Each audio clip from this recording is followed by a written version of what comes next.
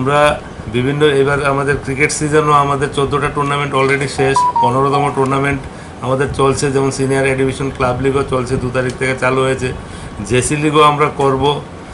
এবং আমাদের যে আপকামিং যে আমরা কিছুদিন আগে যে গত ডিসেম্বর জানুয়ারিতে যে আমরা একটা ওমেন্স T20 আমরা করেছিলাম বাইজুজের, আমরা মেন্স T20ও করার আমাদের একটা পরিকল্পনা আছে। আমাদের ফ্লাড লাইটটা অ্যাভেল হয়ে গেলেই আমরা ওই দিকেও আমরা অগ্রসর হব।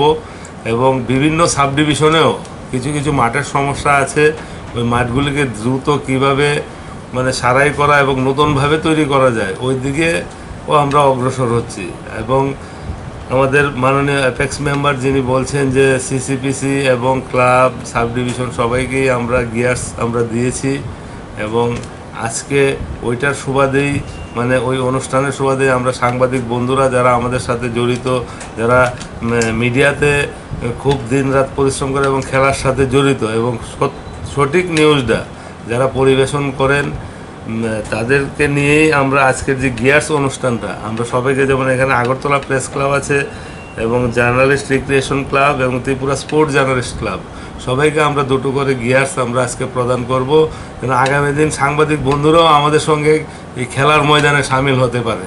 ওই লক্ষ্য নিয়েই টিসিএ এগোচ্ছে এবং আমরা আমাদের কর্মপ্রচেষ্টা আগামী মানে একদম শেষ মুহূর্ত অবধি আমরা চালিয়ে যাব এবং ত্রিপুরাকে কীভাবে আরও মানে উন্নত ক্রিকেট পরিষেবা দেওয়া যায় সেই দিকেই আমাদের প্রচেষ্টা। আর আপনারা জানেন কিছুদিন আগেও 2 দিন আগেও আমরা একটা প্রেস কনফারেন্স করেছিলাম, আমরা বলেছিলাম ত্রিপুরার এবার ক্রিকেট কোচ আমরা মানে বাইরে থেকে আনছি।